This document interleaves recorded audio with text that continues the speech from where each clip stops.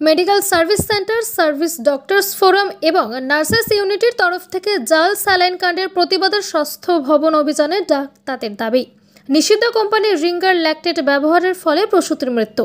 রাজ্য সরকার ও ওষুধ কোম্পানির অশুভ আতাতে মরছে সাধারণ মানুষ। বিচার বিভাগীয় তদন্তের মাধ্যমে প্রকৃত দোষীদের দৃষ্টান্তমূলক শাস্তির দাবিতে আজকের এই অভিযান।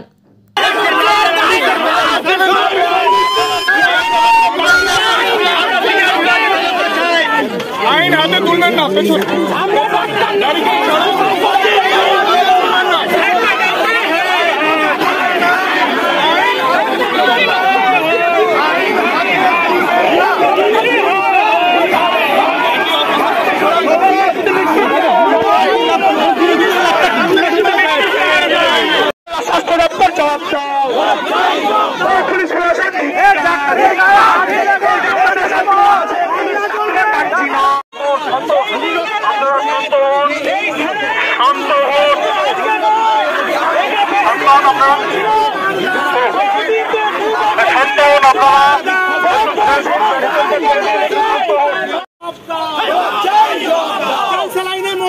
স্বাস্থ্য ভবন জবাব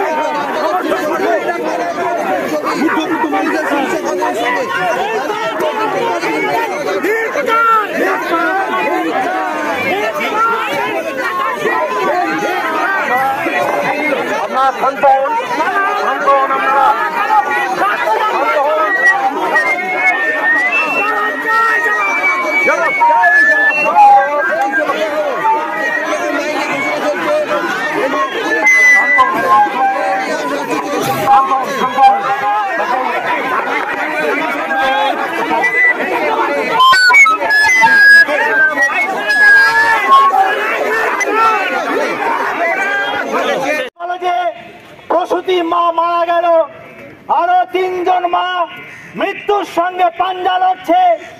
আপনারা হয়তো জানলে শিউরে উঠবেন। গত 2 বছর ধরে এই পশ্চিমবঙ্গ ফার্মাসিউটিক্যাল লিমিটেডের অসংখ্য জাল ওষুধ, বিশেষ করে এই রিঙ্গার ল্যাকটেট পেয়ে অনেক মা মারা গেছে।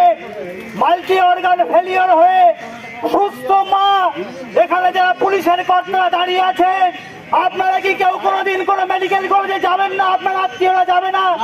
আপনার ঘরের মেয়েরা, মায়েরা কি তারা প্রেগনেন্ট হয়ে যাবে না?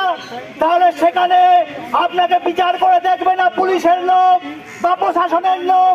ওই জাল ওষুধ পেয়ে মারা যাবে, জাল স্যালাইন পেয়ে যখন মারা যাচ্ছে 2 বছর ধরে। বিভিন্ন মেডিকেল কলেজের ডিপার্টমেন্টের হেড প্রফেসররা বলছে স্বাস্থ্য ভবনকে যে জাল এই সব ওষুধ পশ্চিমবঙ্গ ফার্মাসিউটিক্যাল লিমিটেড চোপড়ায় অবস্থিত। এই পশ্চিমবঙ্গে যাদের ওষুধ কর্ণাটকে চলত, গত 10 মাস আগে, গত 2024-এর মার্চ মাসে ওই কর্ণাটকে 5 জন মা ওই স্যালাইন পেয়ে মারা গিয়েছিল। তারপর থেকে তারা তদন্ত করে দেখেছে এই স্যালাইনের জন্য মৃত্যু হয়েছে। তাই তারা এই কোম্পানিকে ব্ল্যাক লিস্ট করে দিয়েছে এবং গোটা কর্ণাটকে এই রিঙ্গার ল্যাকটেট আর একটাও ব্যবহার হয় না এই কোম্পানির। অথচ যে রাজ্য পশ্চিমবঙ্গে এই কোম্পানির কারখানা, সেই কোম্পানির সঙ্গে স্বাস্থ্য ভবনের রাজ্য প্রশাসনের কি পর্যন্ত সমস্ত প্রায় মেডিকেল কলেজ হাসপাতালগুলিতে ওই পশ্চিমবঙ্গ ফার্মাসিউটিক্যাল লিমিটেডের জাল স্যালাইন, ম্যানিডল, প্যারাসিটামল, ইন্ট্রাভেনাস এই সমস্ত জীবনদায়ী